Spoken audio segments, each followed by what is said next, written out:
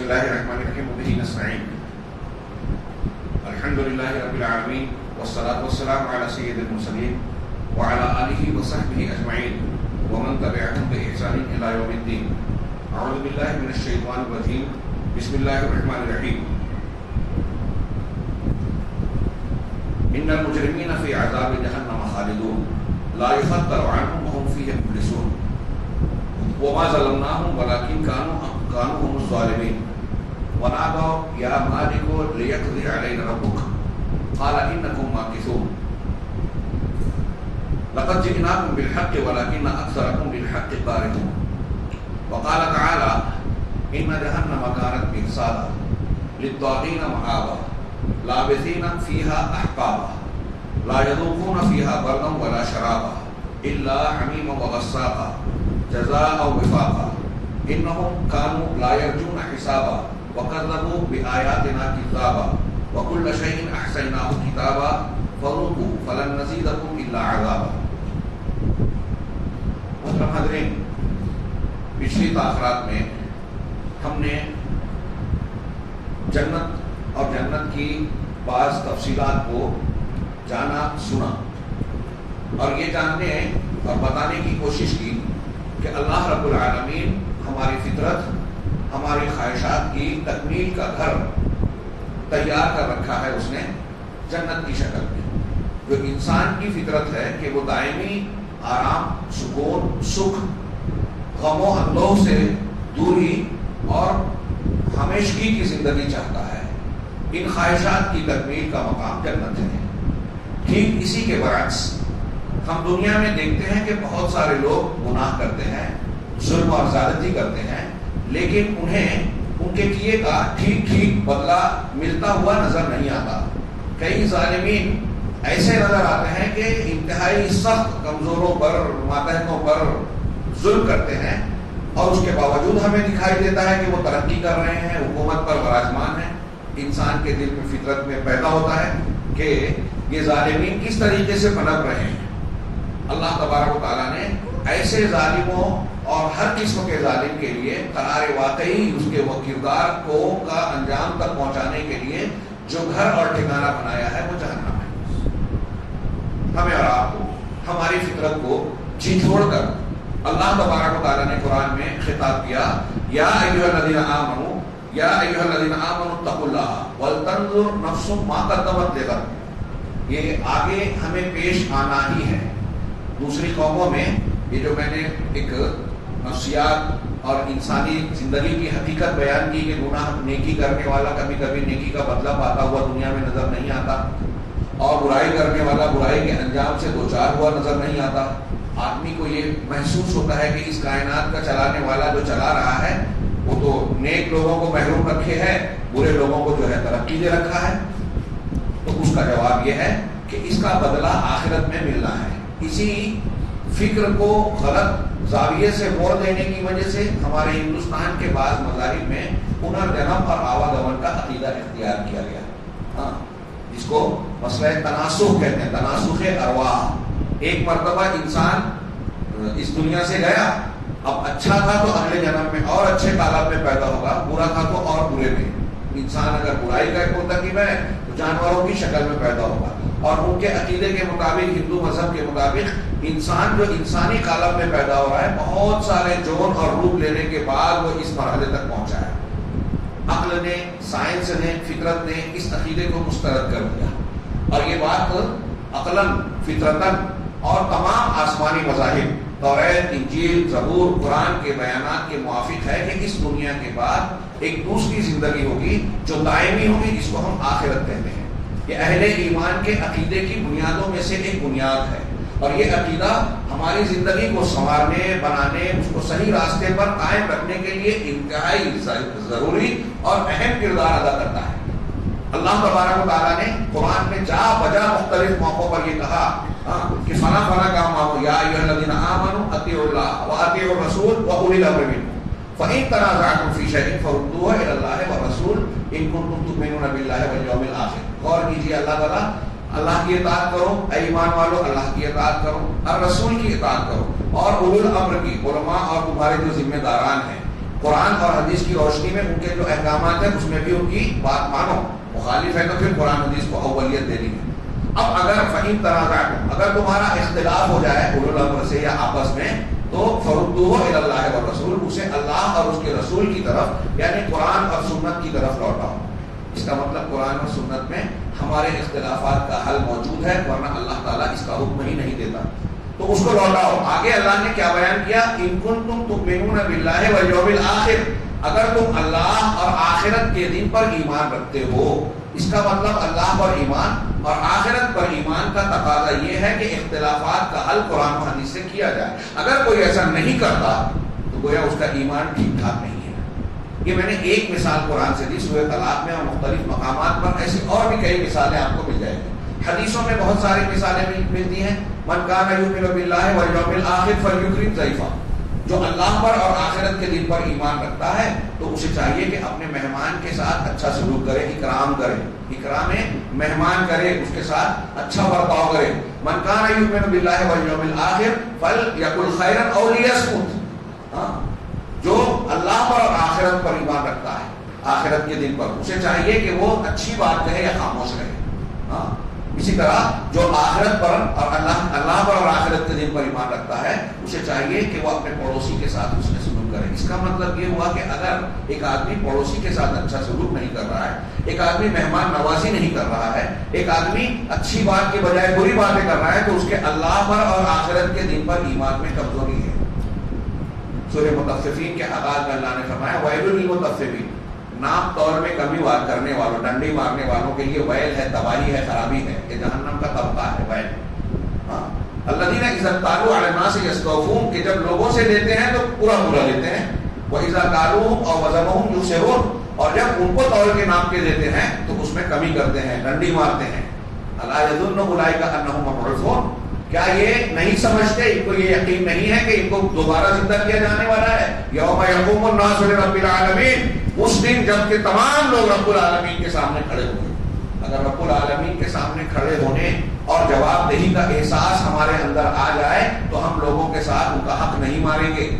ان کی ڈنڈی مارنا یہ تو ایک چیز ہے کہ ناپ طور میں، اگر کسی کا بھی کوئی حق مارا گیا، دینے کے ٹائم ہم کم دے رہے ہیں، لینے کے ٹائم زیادہ لے رہے ہیں، چاہے وہ بہن اور بھائی کا حق اور حصہ ہی کیوں نہ ہو وراثت کا، اگر ہم اس میں کاٹ کسر کر رہے ہیں تو یہ مطففین میں شامل ہے. ایک آدمی اگر اللہ کے سامنے جواب دہی کا یقین رکھتا ہے تو وہ یہ نہیں کر سکتا کہ دینے والے میں حق میں کمی کرے، لینے کے وقت اپنے حق سے زیادہ لینے کی کوشش کرے، دوسرے کے ساتھ زیادتی کرے. ایسا نہیں کر سکتا. تو انسان کو آخرت کے دن پر ایمان لانا انسان کی تعمیر اور اس کی بہتری، اس کے سدھرنے کے لیے انتہائی اہم کردار نبھاتا ہے. دنیا کا کوئی قانون، آج دیکھیں کیسے کیسے قوانین بنے ہیں، لیکن جرائم کی شرح بڑھتی جا رہی ہے، گناہ بڑھتا جا رہا ہے. متمدن دنیا اپنے بنائے ہوئے قوانین پر بڑا ناز کرتی ہے، فخر کرتی ہے، اس کے بڑی تعریفیں کی جاتی ہے ریڈیو پر، ٹی وی چینل پر اور ساری جگہوں پر. سیکولرزم، جمہوریت، کیپٹلزم، سوشلزم، ہم اس ایسے لوگوں کے حقوق دے رہے ہیں، لیکن ان کے یہ قوانین اور دعوے صرف کاغذ پر روشنائی کی حد تک محدود ہیں. اقوام متحدہ سے لے کے ہماری پنچایتوں تک یہی حال ہے. اللہ کے نبی جناب محمد رسول اللہ صلی اللہ علیہ وسلم نے حجۃ الوداع کے موقع پر جن حقوق کا مختصراً ذکر کیا، اس سے پوری دنیا کے سامنے عدل، انصاف اور ہر حقدار کو اس کا حق دینے کا نمونہ سامنے آیا پریکٹیکل لائف میں، جس کی کوئی مثال نہیں ہے. یہ کیسے آیا؟ یہ ایمان کی وجہ سے آیا.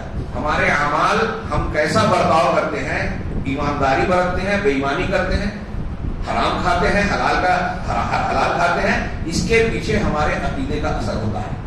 دنیا کا کوئی قانون کسی بھی معاشرے کو سدھار نہیں سکتا جب تک کہ اندر سے اسے اللہ تبارک و تعالیٰ کا ڈر اور خوف نہ ہو. اسی لیے اللہ تبارک و تعالیٰ نے کہا یا ایھا الذین آمنوا اتقوا اللہ، اے ایمان والو اللہ سے ڈرتے رہو. یہ اللہ کا ڈر، اتقوا اللہ، اتقوا اللہ، قرآن میں ہر جگہ آپ کو ملے گا. جہاں بھی کوئی احکام حکم دیا گیا نا، کوئی چیز سے منع کیا گیا، حق حقوق بیان کیے گئے، آپ آگے پیچھے درمیان میں ضرور پڑھیں گے اللہ تعالیٰ کہہ رہا ہے کہ اللہ سے ڈرتے رہو. شادی بیاہ کے ٹائم میں 3 آیتیں پڑھی جاتی ہیں، 4 مرتبہ اس میں کہا گیا اللہ سے ڈرو. میاں بیوی کے رشتے میں آپ جڑ رہے ہو تو اللہ سے ڈرو گے تو ایک دوسرے کا حق ادا کرو گے، ذمہ داریاں نبھاؤ گے. تو اللہ سے ڈرتے رہو. وَلْتَنْظُرْ نَفْسٌ مَا قَدَّمَتْ لِغَدٍ، اور ہر نفس یہ دیکھے کوئی بھی جان اور نفس یہ دیکھے کہ کل کے لیے اس نے کیا کیا ہے، کیا بھیجا ہے. وَلْتَنْظُرْ نَفْسٌ مَا قَدَّمَتْ، پھر دوبارہ کہا وَاتَّقُوا اللَّهَ، اور اللہ سے ڈرتے رہو. غور کرو اللہ سے. اللہ کا ڈر نہیں ہے تو یہ ہمارا حال وہی ہوگا جو شیخ بار بار کہتے ہیں. سب کچھ جاننے سننے کے بعد ہم غفلت، بے پرواہی اور لہو لعب میں مشغول ہیں. اللہ کا ڈر جب دل میں آتا ہے تو کیا ہوتا ہے ابھی آپ دیکھیے گا، ہم تھوڑا سا ذکر کریں گے. ان اللہ خبیر بما تعملون، یقیناً اللہ تعالیٰ تمہارے اعمال سے خوب باخبر ہے. اس میں صرف اطلاع نہیں ہے، دھمکی بھی ہے کہ دیکھ لو تم کیا کر رہے ہو، اپنا اپنا محاسبہ لو. ہر شخص یہاں بیٹھا ہو اپنے اندر جا کے دوسری بات چھوڑے، تھوڑی دیر کے لیے اللہ کے اس فرمان پر عمل کیجئے کہ غور کیجئے ہم نے کیا کیا. اچھائیاں زیادہ کی، برائیاں زیادہ کی، اللہ کو یاد زیادہ کیا یا غافل زیادہ رہے. اللہ تمہارے اعمال کو خوب جانتا ہے، خبیر ہے. اس میں دھمکی ہے. جب ایک باپ یا ایک ٹیچر اپنے بیٹے یا شاگرد کو کہتا ہے کہ تم کون سی شرارت کر رہا ہو، میں دیکھ رہا ہوں، تو یہ خبر نہیں دے رہا ہے اس کو، یہ نہیں بتا رہا ہے کہ میں دیکھ رہا ہوں، اس کو دھمکی دے رہا ہے کہ میں دیکھ رہا ہوں تو تمہاری شرارت کی سزا ملے گی تمہیں. اللہ تعالیٰ کہہ رہا ہے کہ اللہ تمہارے اعمال سے خوب باخبر ہے. وَلَا تَكُونُوا كَالَّذِينَ نَسُوا اللَّهَ فَأَنسَاهُمْ أَنفُسَهُمْ، ان لوگوں کی طرح مت ہو جاؤ جنہوں نے اللہ کو فراموش کر دیا، بھلا دیا. جب اللہ کو بھلا دیا تو نتیجے میں اللہ نے کیا عذاب دیا پہلا ہوگا فَأَنسَاهُمْ أَنفُسَهُمْ، کہ انہیں خود ان کے نفسوں کو بھلوا دیا. یعنی اپنے آپ کو بھول گئے کہ ہمارا فائدہ کس چیز میں ہے، نقصان کس چیز میں ہے، یہ سوچنا چھوڑ دیا. اللہ تعالیٰ کو جب بلایا تو اللہ نے خود ان کو بھلوا دیا کہ اپنے فائدے اور نقصان کا انہیں احساس نہیں رہا. اولئک هم الفاسقون، یہی اطاعت سے نکل جانے والے فاسق لوگ ہیں، نافرمان لوگ ہیں. اللہ نے آخری جملہ اس سیاق میں کہا لا یستوی اصحاب النار واصحاب الجنہ. یہ یاد رکھو کہ جہنم والے اور جنت والے، جنتی اور جہنمی، یہ دونوں برابر نہیں ہو سکتے. اصحاب النار جہنمی، اصحاب الجنہ جنتی، یہ دونوں برابر نہیں ہو سکتے. کتنی سمپل بات ہے. ابھی جنتیوں کا تذکرہ ہم نے پڑھا، آج جہنم کا ذکر کرنے والے. اللہ تبارک و تعالیٰ کا جہنم بنانا، سزائے دینا، امام سفیان رحمہ اللہ فرماتے ہیں کہ یہ بھی انسانوں کے لیے رحمت ہے کہ اللہ تعالیٰ اس جہنم سے ہم کو ڈرا کے ہمیں سدھارنا چاہتا ہے، ہماری اصلاح کرنا چاہتا ہے. اگر اس جہنم کو ہم صحیح ڈھنگ سے مان گئے، سمجھ گئے تو ہماری اصلاح ہو جائے گی. اللہ نے آگے کہا کہ اصحاب جنت اور اصحاب جہنم، اصحاب جہنمی اور جنتی برابر نہیں ہو سکتے. اصحاب الجنت هم الفائزون، یہ جنتی جو ہیں یہی کامیاب ہونے والے. یہاں آپ دیکھ رہے ہیں کہ اللہ تبارک و تعالیٰ نے ہمیں اپنا محاسبہ کرنے کا حکم دینے کے ساتھ ساتھ یہ آخری نتیجے کی بات بتائی کہ دنیا میں جتنے لوگ ہیں انہی دو میں سے ایک ہونے والے ہیں.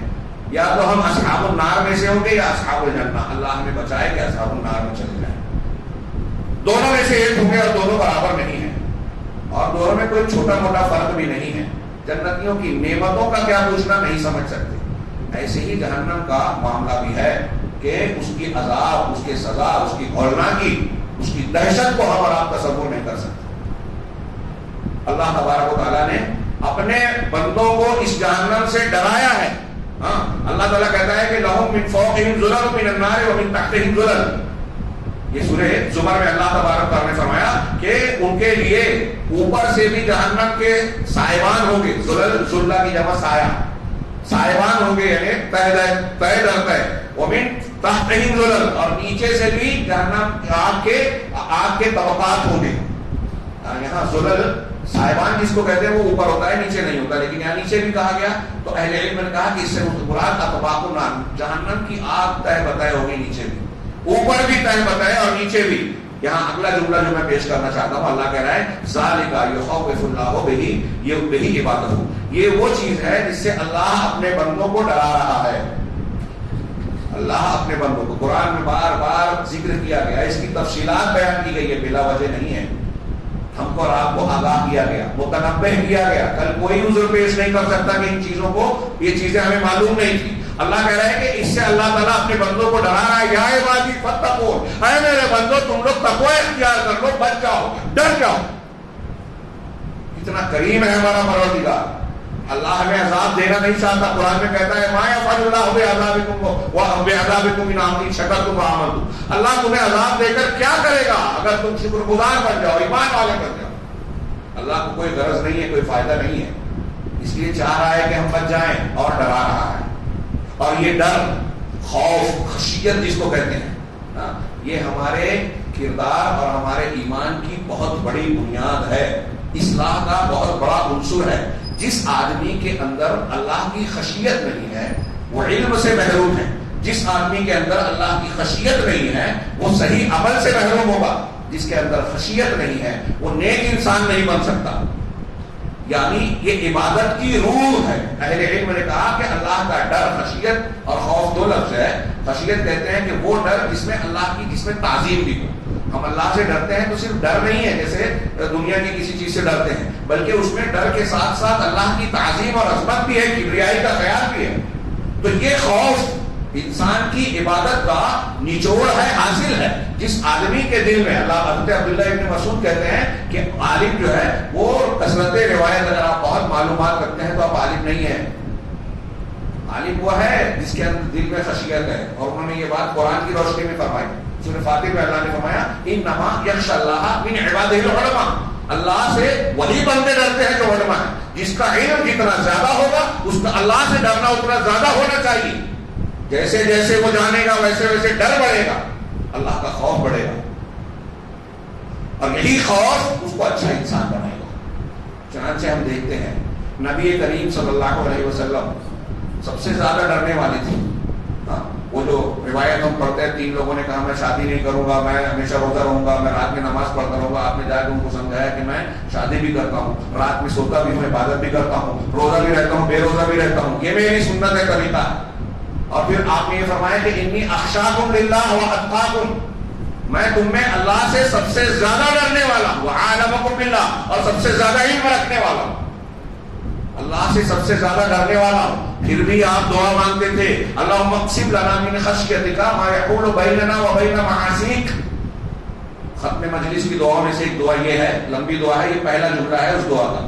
اللہم اقسم لنا، اے اللہ مجھے اپنی خشیت کا وہ حصہ عطا فرما جو تیرے اور تیری نافرمانی کے بیچ میں رکاوٹ بن جائے. ایسا ڈر میرے دل میں پیدا کر دے اپنا، ایسی خشیت پیدا کر دے جس کی بنیاد پر میں تیری نافرمانی کرنے سے بچ جاؤں.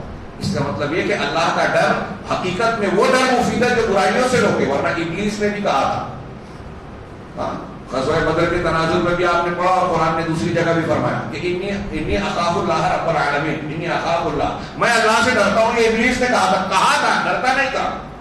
ایسے ہم اور آپ بہت سارے لوگ کہتے ہیں کہ میں صرف اللہ سے ڈرتا ہوں. نہیں، اگر آپ اور ہم اللہ سے صرف ڈرتے تو اللہ تعالیٰ کی شریعت کی مخالفت نہیں کرتے، نافرمانی نہیں کرتے، حرام کام کا ارتکاب نہیں کرتے، تو اللہ کے نبی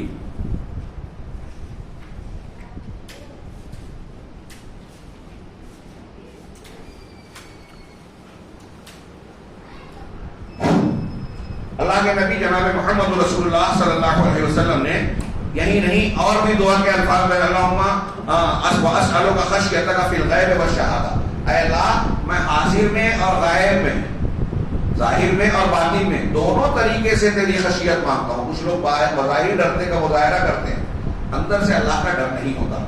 نبی کریم صلی اللہ علیہ وسلم نے یہ دعا سکھائی اور مانگی کہ جو ہے اللہ تبارک و تعالیٰ مجھے اب بڑا ڈسٹرب ہو رہا ہے، خطاب نہیں سننا چاہتے ہیں آپ لوگ؟ اللہ کے نبی صلی اللہ علیہ وسلم نے یہ دعا سکھائی اور کئی مقامات پر سکھائی. میں ایک روایت کی طرف اشارہ کرتا ہوں، آپ سن چکے ہیں بخاری کی، کہ ایک آدمی نے کبھی نیکی نہیں کی تھی، مرنے کے وقت بیٹوں سے کہا میری لاش جلا دینا، آدھی ہوا میں اڑا دینا، پانی میں بہا دینا آدھی. اللہ تعالیٰ نے انہوں نے ایسا ہی کیا، اسے زندہ کیا، پانی اور ہوا کو حکم دیا، رات اکٹھا ہوئی، پھر سے زندہ ہوا. پوچھا تو نے ایسا کیوں کیا؟ کہا من خشیتک، تیری خشیت کی وجہ سے اللہ نے اسے بخش دیا. نبی کریم صلی اللہ علیہ وسلم نے فرمایا خشیت کتنی اہم چیز ہے اللہ کی، اور یہ چیز اللہ کے رسول صلی اللہ علیہ وسلم مان رہے ہیں. اور اسی خشیت کے جذبے سے نیکیاں کرنا اور برائیوں سے رکنے کا انسان کے اندر کرنے کی انسان میں تحریک اور جذبہ بڑھتا ہے، پیدا ہوتا ہے. اب آپ صحابہ کرام میں دیکھیے، حضرت عمر فاروق، لمبی روایت ہے، حضرت موسیٰ اشعری اور حضرت عمر فاروق کے بیٹے آپس میں بات کر رہے ہیں کہ تمہیں پتہ ہے میرے والد نے آپ کے والد سے کیا کہا. تو اس مکالمے کا حاصل یہ ہے کہ حضرت عمر فاروق نے ابو موسیٰ اشعری سے پوچھا کہ ہم نے اللہ کے رسول صلی اللہ علیہ وسلم کے ساتھ ہجرت کی، ایمان لائے، جہاد کیا، دعوت کا کام کیا، ایسا کیا، قربانیاں دی، پھر اس کے بعد آپ کے بعد ہم نے کچھ کام کیے، تو آپ کو کیا لگتا ہے کہ اس سے امید ہے؟ کہا ہاں، ان کے بعد بھی نبی صلی اللہ علیہ وسلم کے گزر جانے کے بعد بھی ہم نے جو ہے نمازیں پڑھی، نیکیاں کی، جہاد کیا، بہت سارے لوگ ہمارے ذریعے سے اسلام میں داخل ہوئے، مجھے اس کی وجہ سے بھرپور امید ہے کہ اللہ ہمیں بخش دے گا، ہمیں معاف کر دے گا. حضرت عمر کہتے ہیں کہ تم تو یہ کہہ رہے ہو، لیکن اللہ کی قسم میں یہ سوچتا ہوں کہ ہم نے اللہ کے نبی صلی اللہ علیہ وسلم کے بعد جو کچھ کارگزاریاں کی ہیں، اللہ تبارک و تعالیٰ اگر اس میں اچھائیوں کا بدلہ دے یا نہ دے، اس کی وجہ سے جنت دے یا نہ دے، مجھے میری نیکیوں اور غلطیوں کو برابر چھوڑ دے، مجھے جہنم سے بچا دے، جہنم سے نجات دے دے، میں یہ چاہتا ہوں. کون کہہ رہا ہے؟ عمر فاروق. ابو بکر صدیق رضی اللہ تعالیٰ عنہ کہتے تھے پرندوں کو دیکھ کر کہ اے پرندوں، تمہیں تمہارا چہچہانا، اچھلنا، کودنا، پھدکنا تمہیں مبارک ہو، تم کو مر جانے کے بعد حساب نہیں دینا ہے، ہمیں حساب دینا ہے. حضرت عبداللہ بن عمرو بن عاص صحابی رسول ہیں، موت کے وقت بیٹے اور کچھ لوگ دیکھنے کے لیے، ملنے کے لیے آئے، نزاع کی حالت میں دیوار کی طرف چہرہ کر کے رکنے لگے. صحیح مسلم کتاب الایمان میں لمبی روایت. بیٹے نے تسلی دینا چاہی کہ ابا جان کیوں رو رہے ہیں؟ کہ آپ نے اللہ کے رسول صلی اللہ علیہ وسلم کا ساتھ نہیں دیا، آپ کو اللہ کے رسول نے ایسی بشارتیں نہیں دی. کہا اصل بات بھی ہے کہ ایک زمانہ وہ تھا کہ جب میں یہ چاہتا تھا کہ اگر مجھے نبی کریم صلی اللہ علیہ وسلم پر قابو مل جائے تو میں آپ کو قتل کر دوں، مجھے آپ سے زیادہ ناپسند کوئی شخص نہیں تھا. اس دور میں اگر میں مر جاتا تو یقیناً میں جہنم کا ایندھن بنتا. پھر ایک دور یہ آیا کہ میں ایمان لایا، اور اس وقت تو میری کیفیت یہ تھی کہ نبی پاک صلی اللہ علیہ وسلم سے زیادہ محبوب شخصیت کوئی نہیں تھی، آپ کے لیے سب کچھ قربان کر دینے کا جذبہ تھا. اس وقت اگر میں مر جاتا تو امید تھی کہ اللہ تعالیٰ مجھے جنت میں ڈال دے. لیکن جب آپ گزر گئے تو ہم نے بہت سارے ایسے کام کیے حکومت اور سیاست سے جڑ کر کہ میں نہیں جانتا کہ میرا کیا عالم ہوگا، میں اس سے ڈرتا ہوں. سیدنا ابو ہریرہ رضی اللہ تعالیٰ عنہ حدیث کے کتنے بڑے راوی ہیں، صحابہ کرام میں کیا مقام ہے. آخری وقت میں روتے ہیں، کہتے ہیں کہ یا اللہ سفر طویل ہے، زاد راہ بہت کم ہے، میں نے جو اعمال کیے بہت کم ہے. شیخ ابھی بار بار کہہ رہے تھے نا، اللہ کے رسول صلی اللہ علیہ وسلم اتنے عمل کرنے کے بعد جو ہے کوشش کیا کر رہے ہیں، اور ہم تھوڑے بڑے عمل کرنے کے بعد جو ہے مطمئن ہیں. صحابہ کرام میں آپ اس طرح دیکھیے کہ لوگ نفاق سے ڈرتے تھے.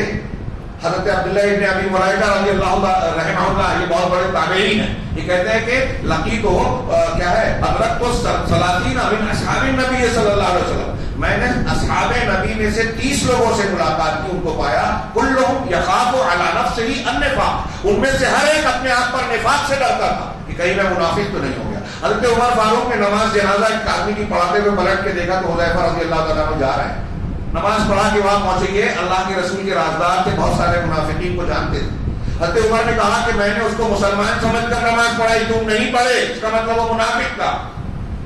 ابو حذیفہ کم سے کم اتنا تو بتا دو کہ اللہ کے رسول صلی اللہ علیہ وسلم نے منافقین کی فہرست میں مجھے تو نہیں بتایا.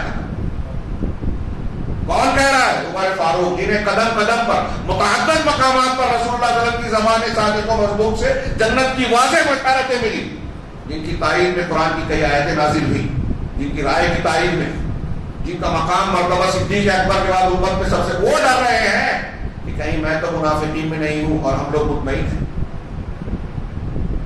ایسی روایتیں بہت ساری ہیں. میں صرف اس کو بطور نمونہ آج کے موضوع کے متعلق آپ کی توجہ اور دماغ کو مرکوز کرنے کے لیے کہ یہ جو ڈر تھا، یہی ڈر صحابہ کرام کو اللہ تبارک و تعالیٰ سے قریب کرنے والا، اور یہ خوف خاص طور سے جہنم اور اللہ کی پکڑ اور عذاب سے تھا کہ ہم اس سے کسی طرح بچ جائیں. اور جب یہ ڈر انسان کے دل میں آئے گا تو دنیا کی حقیقت سمجھ میں آتی ہے. یہ جو ہم دنیا کی رونقوں اور اس کی شادابیوں کی طرف اندھے ہو کر بھاگتے ہیں، حلال حرام کی تمیز کھوتے ہیں، حق حقوق کو پامال کرتے ہیں، شرعی احکامات کو اپنے پیروں تلے رونتے ہیں، غفلت کے شکار ہو جاتے ہیں، اتنے سارے معاملات جاننے کے باوجود ہم اللہ کے دین سے دوری اختیار کیے ہوتے ہیں. اس کی سب سے بڑی وجہ ہے کہ اللہ کا ڈر ہمارے دل میں ویسا نہیں ہے جیسا ہونا چاہیے. اور اسی ڈر کو پیدا کرنے کے لیے اللہ تبارک و تعالیٰ نے قرآن مجید میں بار بار مختلف پیرایوں میں جہنم کا تذکرہ کیا ہے. آئیے چند مناظر پر نگاہ ڈالیں. اختصار کو ملحوظ رکھتے ہوئے میں نے دو مقام سے کچھ آیتیں پڑھی تھی, ان کو اور ان کی تشریح کرتے ہوئے کچھ اور آیتوں کو ہم دیکھیں گے اور بعض حدیثیں انشاءاللہ آئے گی. اللہ تبارک و تعالیٰ نے فرمایا سورہ زخرف میں ان المجرمین فی عذاب جہنم خالدون, یقیناً مجرمین گنہگار لوگ اللہ کے جہنم کے عذاب میں ہمیشہ ہمیش رہیں گے. وہ مجرمین جو کفر اکبر, شرک اکبر, نفاق اکبر کے مرتکب ہو کر مر گئے بغیر توبہ کیے ہوئے, اس میں یہ طے ہے قرآن و حدیث کی دلیلوں سے کہ وہ کبھی بھی جہنم سے نہیں نکلیں گے. فی عذاب جہنم, جہنم کے عذاب سے میں ہمیشہ رہیں گے. اور جو ایمان والے جہنم میں اگر گئے تو اللہ تعالیٰ کی مشیت کے مطابق وہ جہنم سے بعد میں نکالے جائیں گے, جن کے یہاں شرک نہیں ہے, توحید ہے. یہ شرط ہے, دھیان رکھیے. اور اسی بنیاد پہ ہمیں اور آپ کو سب سے زیادہ اس بات سے چوکنا رہنا چاہیے اپنے گھر والوں, اپنی بچیوں, اپنی خواتین کے لیے کہ سب کچھ کچھ بھی ہو جائے شرک نہیں ہونا چاہیے. شرک سے سب سے زیادہ ڈرنا چاہیے. دنیا کی کسی طاقت سے نہ ڈریں, شرک سے ڈریں. یہ ہمارے لیے سب سے زیادہ مہلک ہے دنیا اور آخرت میں. تو اللہ نے فرمایا کہ مجرمین جہنم میں ہمیشہ ہمیشہ رہیں گے. جہنم جو ہمارا عقیدہ ہے, جنت کی طرح اس پر بھی عقیدہ ہے کہ یہ حق ہے. ایک دوسرا یہ تیار ہے اور عدت للکافرین. دوسرا تیسرا یہ فنا نہیں ہوگی, ہمیشہ ہمیشہ رہے گی. جہنم میں جو لوگ جائیں گے کفار و مشرکین وہ بھی, اور جہنم بھی ہمیشہ ہمیشہ رہے گی. کچھ لوگ کہتے ہیں کہ یہ ایک مدت, ایسی لمبی مدت کے بعد یہ ختم ہو جائے گی, معتزلہ وغیرہ, یہ گمراہی ہے, صحیح نہیں ہے. کچھ لوگ علامہ ابن تیمیہ کی طرف بھی یہ قول منسوب کرتے ہیں, یہ بالکل غلط اور جھوٹ ہے. تو جہنم ہمیشہ رہے گی اور یہ موجود ہے. اللہ تبارک و تعالیٰ کے عذاب دینے کا گھر ہے مجرمین سرکشوں کے لیے. یہ کیسی ہوگی؟ اس میں آگ ہوگی, مختلف قسم کے عذاب ہوں گے. قرآن میں ان کی کچھ تفصیلات بیان فرمائی اور یہ کہا کہ اس کو تو ہلکا پھلکا مت سمجھو. جیسے میں نے تذکرہ کیا تھا پچھلے میں کہ جنت سب سے ہلکے درجے کا جنتی جو ہے وہ اپنے آپ کو سب سے خوش قسمت مانے گا. اسی طرح سب سے ہلکے درجے کا جہنمی اپنے آپ کو سب سے سخت عذاب والا مانے گا. ان اشد الناس عذابا یوم القیامہ رجل احون ان احون الناس عذابا یوم القیامہ. بخاری مسلم کی روایت ہے کہ قیامت کے دن سب سے ہلکے عذاب والا وہ شخص ہوگا یوضع فی اخمص قدمہ جمرتان, جس کے پیروں کے تلووں, دونوں پیروں کے تلوے کے نیچے دو آگ کے انگارے رکھے جائیں گے. بعض روایتوں میں کہ آگ کی جھوٹیاں رکھی جائیں گی. یغلی بہما دماغ, جس سے اس کے دماغ کھولے گا, جیسے پانی ابلتا ہے نا کھولتا ہے, ایسے اس کے سر کی ہڈی کھولے گی. یرا انہ اشد الناس عذابا, وہ ایسا سمجھے گا کہ وہ جہنم میں سب سے زیادہ سخت عذاب دیا جا رہا ہے. وہ احونہم عذابا, حالانکہ وہ سب سے ہلکے عذاب والا ہوگا. اندازہ لگائیے, وہاں کی آگ دنیا کی آگ کی طرح زرد, پیلی یا سرخ نہیں ہے. بخاری مسلم کی روایت حضرت ابو ہریرہ سے ہے کہ اللہ کے نبی صلی اللہ علیہ وسلم فرمایا کہ نارکم ہذہ جزء من 70 جزءا من نار جہنم, کہ تمہاری یہ دنیا میں جو آگ ہے نا, یہ جہنم کی آگ کے 100 حصوں میں 70 حصوں میں سے ایک حصہ ہے. صحابہ نے کہا اللہ واللہ یا رسول اللہ واللہ ان کا لکافیہ, کہ ارے یہ آگ ہی جلانے کے لیے کافی تھی. آپ نے فرمایا نعم لیکن فضلت نار جہنم بے نارکم بے تیسرے کو 60 جزءا, ہاں مگر تو جہنم کی آگ کو دنیا کی آگ سے 69 گنا 69 حصہ زیادہ فضیلت دی گئی ہے, طاقت دی گئی ہے. اور ہر حصہ جو ہے ایسے ہی جلانے والا ہوگا. دنیا میں جو انسانی جسم ہے وہ اس کو جھیل نہیں پائے گا, اس لیے جہنمیوں میں جہنم میں جہنمیوں کی جسمانی کیفیت یہی جسم ہوگا, لیکن وہ غلیظ ہوگا. کسی کی چمڑی جو ہے 70 گز موٹی ہوگی, کسی کی 90 گز موٹی ہوگی. ہاں, ان کی آنکھوں سے جو آنسو بہیں گے وہاں نہروں کی طرح جو ہے ڈھال بن جائے گی, اس میں کشتیاں چل سکتی ہیں, ایسا معاملہ ہوگا. یہ آگ اللہ کے رسول نے فرمایا کہ تارکول ڈامر سے زیادہ کالی ہوگی. قرآن نے کہا ترمیم بشرر کالقصر, اس کی چنگاریوں کا یہ حال ہوگا کہ یہ اس کی چنگاری جب اڑے گی تو محلوں کی طرح, قلعے کی طرح ہوگی اس کی سائز, اور گرنے کے بعد جب چھوٹی ہوگی تو کہنا جمالۃ صفر, یہ زرد اونٹ کی طرح ہوگی, سیاہ اونٹ کی طرح ہوگی, اونٹوں کی طرح ٹکڑا ہونے کے بعد. ایسی بھیانک آگ ہوگی جہنم کی یہ آگ اور اس کا عذاب. اس میں مجرمین ہمیشہ ہمیش رہیں گے. اب یہاں یہ بھی انسان سوچ سکتا ہے کہ کہ ہمیشہ رہیں گے تو ہو سکتا ہے عذاب میں کمی ہوگی، ہو سکتا ہے عذاب کو برداشت کرنے کی قوت اور صلاحیت پیدا ہوگی. تو اللہ تعالیٰ نے اس کے ایسے خیال کا بھی قرآن میں جگہ جگہ رد کیا کہ یہ اس خوش فہمی میں نہ رہنا. اللہ نے کہا لا یفتر عنہم وہم فیہ مبلسون، یہی فرمایا کہ اس عذاب کو ان سے ہلکا نہیں کیا جائے گا. فطور کا ایک معنی گیپ ہوتا ہے، یعنی ایسا نہیں کہ بیچ میں کچھ وقفہ ہو جائے، اور فطور کا ایک معنی کمی بھی ہوتا ہے، کمی کوتاہی. تو عذاب میں کوئی کمی نہیں ہوگی، اور کئی آیتوں میں ہے کہ عذاب دن بدن بڑھتا جائے گا، گھٹے گا نہیں. تو ان سے عذاب میں کمی نہیں ہوگی. وہم فیہ مبلسون، اور وہاں وہ مایوس پڑے رہیں گے. ان کو کوئی امید نہیں رہے گی کہ کوئی آ کے ہمیں بچا لے، اوپر نیچے سے کچھ دے دے، کوئی سفارش کر لے، اس جہنم سے نکال لے گا. وہاں وہ مایوس پڑے رہیں گے. مایوسی اس بنیاد پر بھی ہوگی جو پچھلے درس میں ہمیں نے ذکر کیا کہ اللہ تبارک و تعالی موت کو بیٹے کی شکل میں فرشتوں کے ذریعے سے ذبح کروا لے گا. یعنی اب جنتیوں اور جہنمیوں دونوں سے کہا جائے گا کہ آج کے بعد کوئی کسی کو موت نہیں آئے گی. آگے کہا کہ نہ وہ اس میں جیئیں گے نہ مریں گے. لا یموت فیہا ولا یحیا، جہنمی نہ اس میں مرے گا نہ جیے گا. وما ظلمناہم، اللہ تعالیٰ کہہ رہا ہے کہ یہ جو عذاب دائمی اور اتنا سنگین اور شدید ہوگا تو یہ ایسا نہیں ہے کہ ہم نے ان پر ظلم کیا ہے. ولکن کانوا هم ظالمین، بلکہ وہ خود ظالم ہی تھے.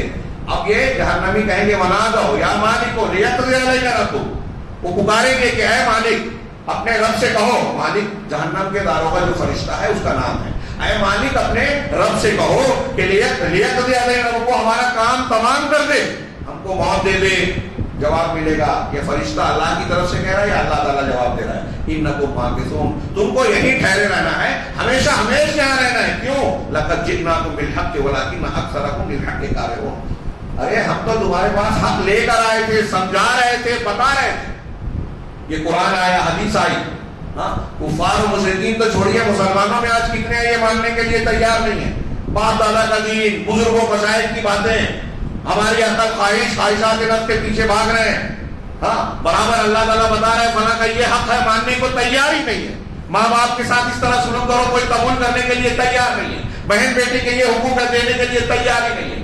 تو ہم نے تو تمہارے سامنے حق بیان کر دیا تھا. ولکن اکثرکم للحق کارہون، تم لیکن تم میں سے اکثر لوگ جو ہیں وہ حق کو ناپسند کرنے والے تھے. یہ ایک مقام پر سورہ زخرف میں اللہ تبارک و تعالیٰ نے سورہ نبا میں ارشاد فرمایا. سورہ نبا کی آیتیں جنتیوں کے تعلق سے پچھلے درس میں ہم نے سنی تھی. یہ جہنمیوں کے متعلق اس سے پہلے اللہ نے کہا ان جہنم کانت مرصادا، یقیناً جہنم گھات لگائے بیٹھے ہیں. گھات لگانا کس کو کہتے ہیں؟ آپ کا کوئی دشمن ہے جو مارنا چاہتا ہے اور کسی جگہ جھاڑی میں آڑ میں چھپ کر بیٹھا ہو اور یہ سوچ رہا ہو کہ یہ جیسے ہی نشانے پر آئے ہم اس کو مار دیں گے. تو جہنم بھی اس طرح گھات لگائے ہوئے. مقصد کیا ہے یہ بولنے کا؟ مطلب یہ کہ کوئی جو کافر مشرک اللہ اور رسول کے نافرمان اور سرکش لوگ ہیں نا، وہ اس چکر میں نہ رہیں کہ کہیں ہم جیسے ایک دشمن کے گھات لگا کے بھی کوئی دشمن ہوتا ہے اس کے نشانے سے بچ جاتے ہیں تو بچ جائیں گے. کفار اور مشرکین جو جہنمیوں کا راستہ اختیار کیے ہوئے ہیں، اہل بدعت جو اللہ کے غضب کو بھڑکاتے ہیں، وہ اس خوش فہمی میں نہ رہیں گے، بچ جائیں گے. جہنم ان کی طاق میں ہے، ہاتھ میں ہے. اور یہ کیسی ہے؟